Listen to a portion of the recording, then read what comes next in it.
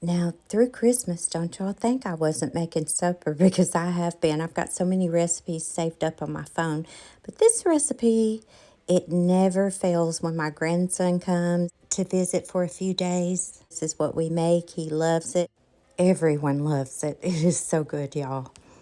We're going to start off with 2 pounds of ground turkey. You can use ground beef, but I'm allergic to it. But 2 pounds of ground turkey, you'll want to go ahead and scramble that up and cook it till the pink is cooked out of it.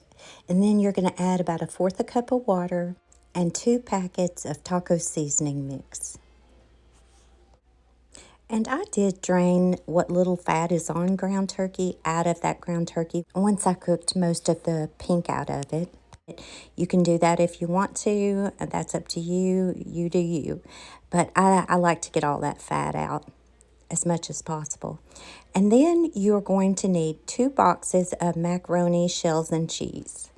Go ahead and cook that per the instructions on the box while you're scrambling your ground beef or your ground turkey. Add the cheese packets, and yes, I know that's fake cheese.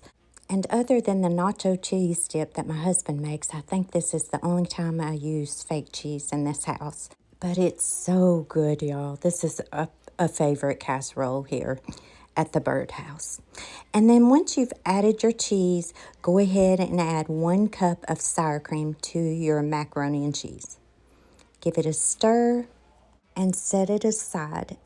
Now back to our ground beef or our ground turkey. Cut your stovetop eye or your burner off. And now you will need some crushed tortilla chips. We usually save maybe just a little bit in the bag. You know how sometimes you get down to the bottom and you don't eat them?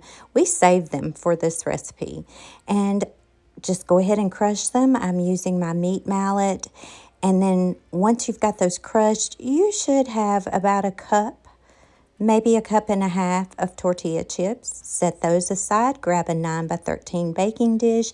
And you are going to put half of your macaroni and cheese mixture into the baking dish.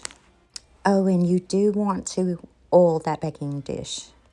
Top that with half of your meat mixture. Now you will need at least 1 to 1.5 cup of salsa for this recipe. I've got a small jar of salsa that I'm going to use, and also I have some more salsa in my refrigerator that I am going to utilize for this recipe. It's a great way to use up that salsa in your refrigerator. Then we are just going to spread this out. Now let's top that salsa with the other half of your meat mixture. You will need 1 to 2 cups of shredded cheddar cheese. I've got about 1.5 cups here that I'm utilizing, and we are just going to spread that out over that meat mixture.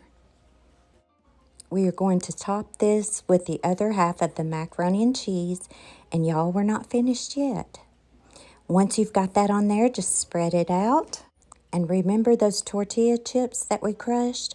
We're just going to layer those right on top.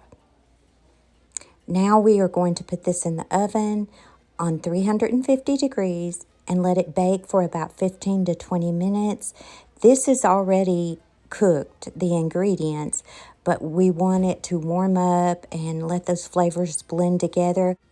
After about 15 or 20 minutes, it'll start bubbling around the edges and you'll know it's done, and voila, this is ready to be served. And y'all, this may not be the healthiest dish you could make, but it certainly is scrumptious.